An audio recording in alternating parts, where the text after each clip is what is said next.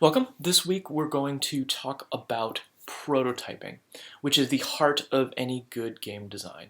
Now, when you're creating a new game, a lot of times the first step will be to create a demo to sell to a publisher. Or rather, that's the first major milestone step, is that you need to create a demo to convince the people that are going to fund you that your ideas are good. A prototype, in a way, is a demo for yourself. It is to prove to yourself that the ideas that you have and that you're going to base this title around, or this idea around, that those are valid and solid, that those are as engaging, as scary, as emotionally connective, whatever it is that you're trying to evoke emotionally, that your ideas will do a good job of evoking those. It is a tool that is essentially there to create a working model to test a particular theory. You want to test that feasibility and then make improvements to it. What it isn't, it's not a miniature perfect version of the game that you're going to be making. You don't need to be concerned with perfecting how it looks. You don't need to be concerned with how the technology is optimized. This is really about creating a piece of information for you. It's an experiment. All you need to worry about are the fundamental mechanics. If these mechanics can sustain the audience of playtesters, then you know that your design is solid. Now, whatever it is, whatever medium it comes in, you want to be allowing the designer to focus on experience and gameplay, not the technology. The technology is really not important here, and a lot of times for prototyping, what you do is you create your prototype in a separate branch or a full separate technology base, so that you don't have that extra code cluttering up your main branch. Which is to say, if you want to prototype a new idea, you generally don't want to make it in your game at the very beginning and then have to clean it up and remove bits for the final game. Ultimately, what you want to do generally is create it in a separate area or make a branch of your code so that all of the prototype is throwaway. Generally, it's very ugly. You have stick figures rather than full 3D characters. And you want to have a defined minimum viable prototype. What is it that you want to prototype out? What is the question you're trying to answer? This is, like a scientist, you're trying to create the specific answer. Now,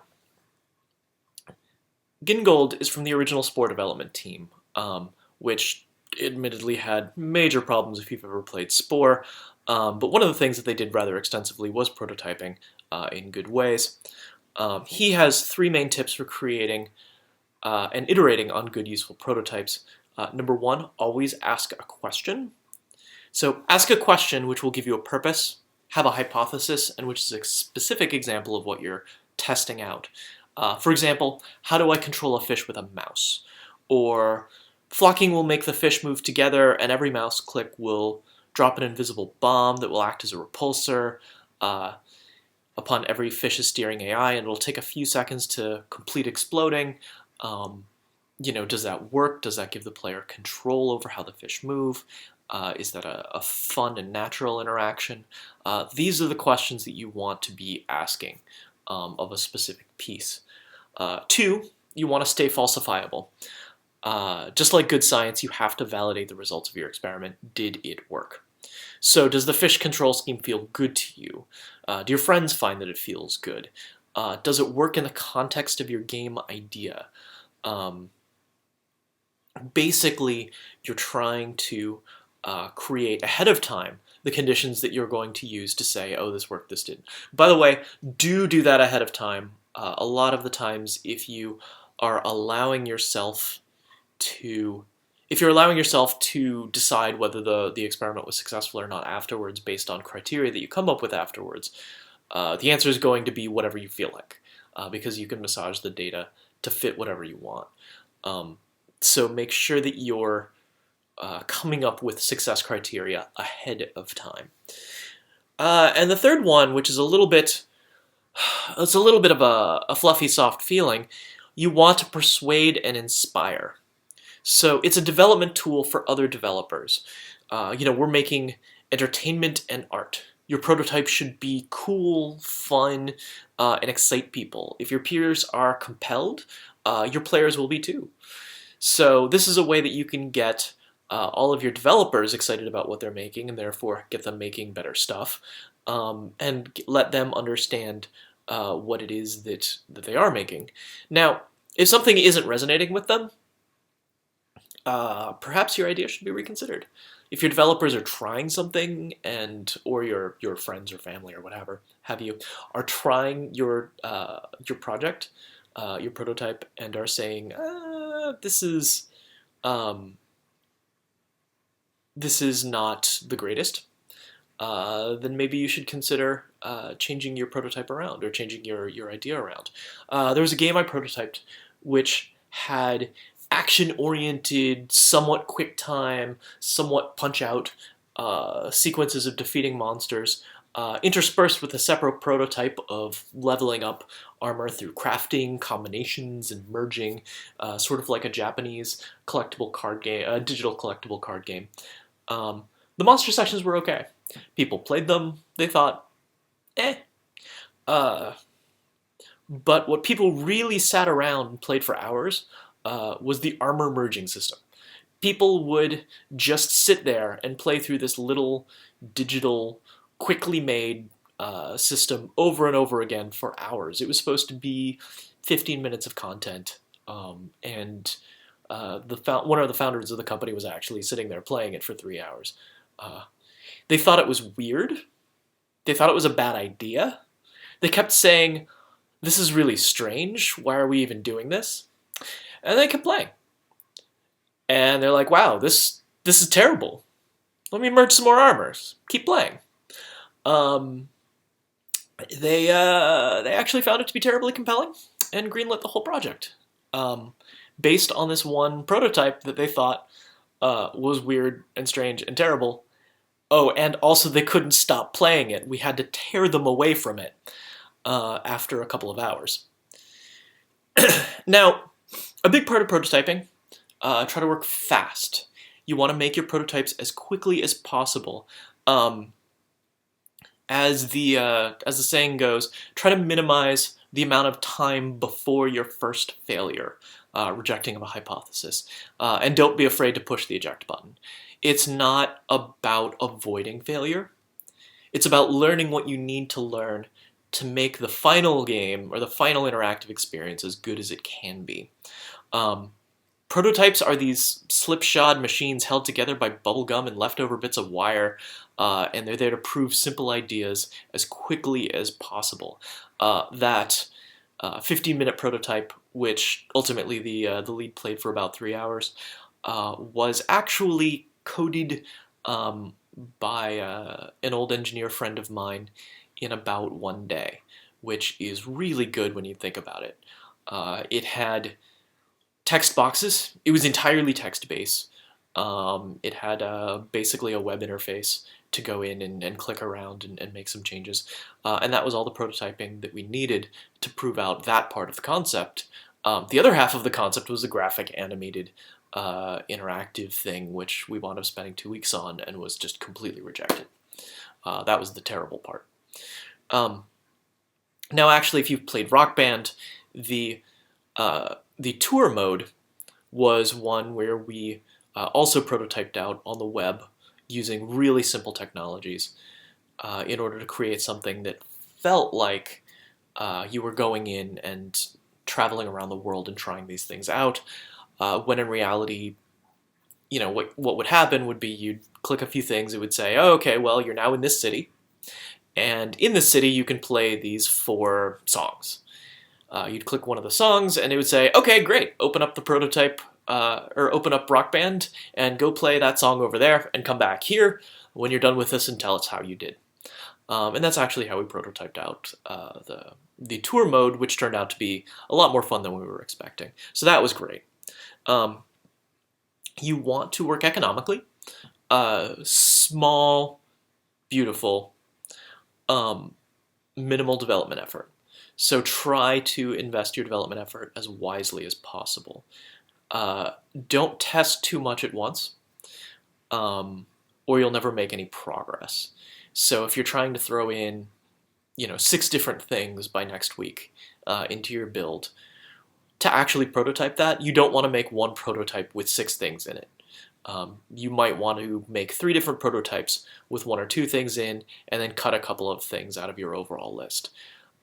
Again, if you're not prototyping, it's not worth putting in because you haven't proven it, and it will take you so much more time to put in bad stuff and then remove it than it will to just only put in the things that you know work based on the prototypes that you've made. So be realistic about the amount of time that you have and cut, cut, cut. And you do want to carefully decompose the problems. Ideally, you want to test one thing at a time. And you want to test that one thing versus the way that it used to be or one other thing. So, does this new method of weapon selection feel more intuitive than the old method of weapon selection? Do we have a way of throwing grenades? Does this way of throwing grenades, or that way of throwing grenades, or that way of throwing grenades seem most intuitive to people? Is that, which one do they pick up? If we're running pipes to houses in SimCity, what way does it make the most sense to notify the player that there are houses that are under that need water? Don't bite off more than you have to at once. Stay very small. You want to cut out and separate your problems into small, weak groups that you can deal with at will. And try to keep things within different areas. Combat, metagame, crafting. It's true that you want your game to feel like a holistic, overall, well-integrated experience, but the fact of the matter is, for development realities, you have to create a lot of these systems as separate pieces. And so that means playtesting them as separate pieces. That means proving them or disproving them as separate pieces. And if the part that's going to work is, oh, when we put all of these together, it's going to be fun, that's going to be a really challenging way of developing your game. You really want to have provable chunks or disprovable chunks as much as possible within their own universes, and then integrate them well at the end, or middle, after you've prototyped and proved out. Now, there are different ways of prototyping, and just to quickly go over a few. In-engine, using your engine to create a quick and dirty prototype of what you want.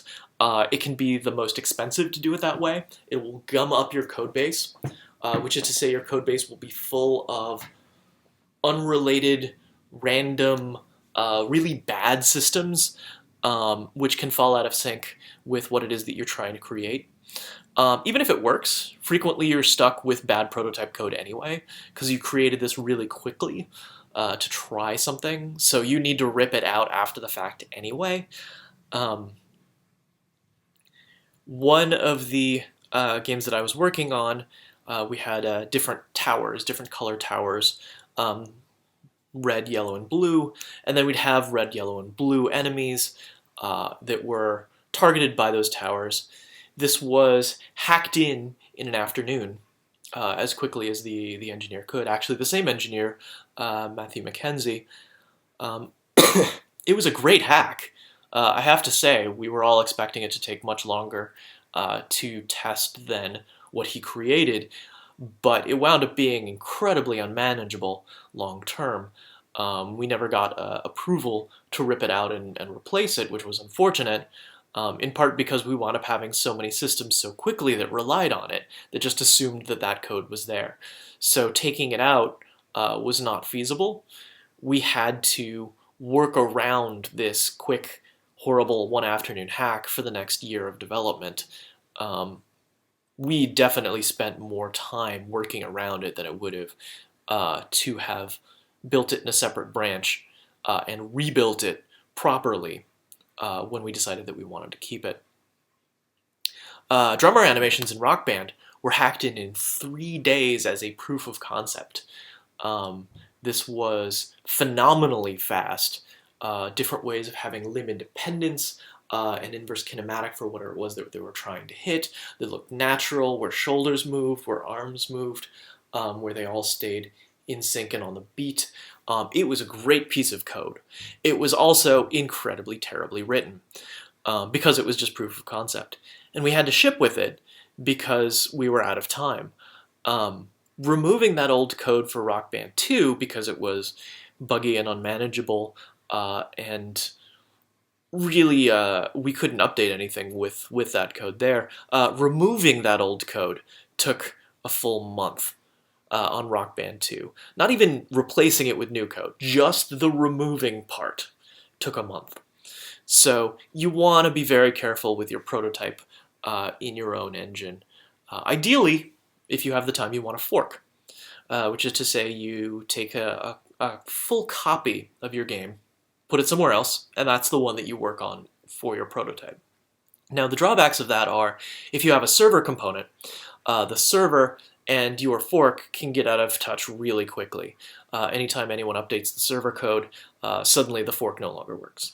If there are things that are added to the main branch and not the fork, your fork falls out of sync quickly. So if someone is making changes to that, you don't get those changes. Which means that it's great if you're going to prototype something in a day or 2 days, but if it becomes a week or 2 weeks, people are going to wonder, well, this demo, this prototype is really interesting, but why doesn't it have the new controls? This prototype is interesting, but man, it feels like it's laggy like it used to be. And it's like, well, yes, it's using that code. There's paper prototypes, which we'll definitely use in this class, which basically is to hand draw out or print every screen and event in the game. And then you flip through the events one after another. This is what we use most often in class. You tell people, oh, here's your screen, what do you want to click on? Oh, you clicked on that. Here's this other screen, what do you want to click on? Oh, you clicked on that. Here's this other screen. You sort of describe what's going on. And that walks into something that I'm going to call talkies, which is a lot like a text adventure. You describe to the other person what's happening and what they can do. And then the person who is going to try this talkie prototype out tells you what they want to try. Now, if the designer is not 100% sure on how this whole system works, it will crash and burn, and there are things that will be missed. But at the same time, sorry.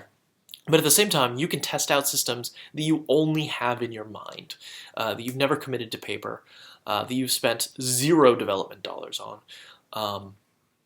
So that can be a great way of doing your first, just super basic sanity prototype check. So another way of prototyping is within other people's engines. And this actually can be the easiest and fastest way of doing something that's digitally interactive. So many games prototype ideas within mods of other games first. They have a lot of existing assets. You don't have to recreate having a character and find out how to do all the character movement stuff. If you're picking up a build of Quake, if you're picking up a build of Quake, they already have characters in there, they already have assets in there. If you're prototyping within a Sims 3 mod, they already have, a collision engine, they already know how to walk around the world. And designers may be really familiar with how this particular engine works or how this particular mod works, so that they're not working in an unfamiliar environment where they can just focus in on what it is that they want to test. So if you're trying to if you have an idea for a first-person shooter, for example, a new way of doing skydiving in a first-person game, you'd probably just want to grab an off-the-shelf first-person shooter and try out how that could happen in their engine before you even bother to bring it into your own, or to create any custom assets.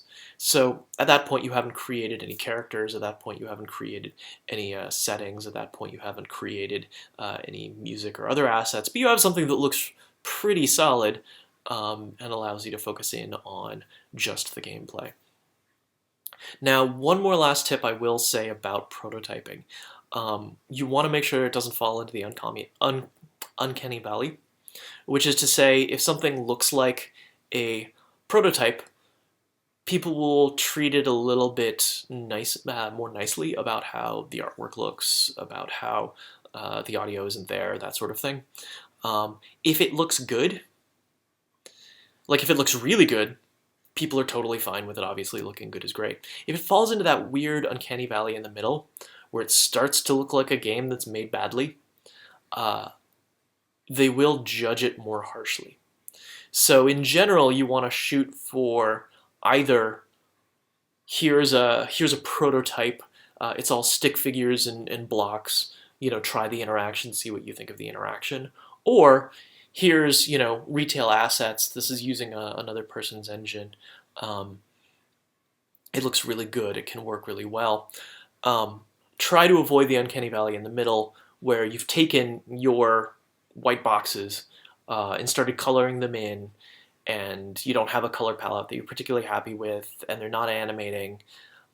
You might think that it'll make the experience a little bit better if you put a little more polish into it, but actually what winds up happening is people stop judging it as a prototype and start judging it as an ugly game. And you don't want them to focus on the ugly game parts, you want them to focus on the interaction parts.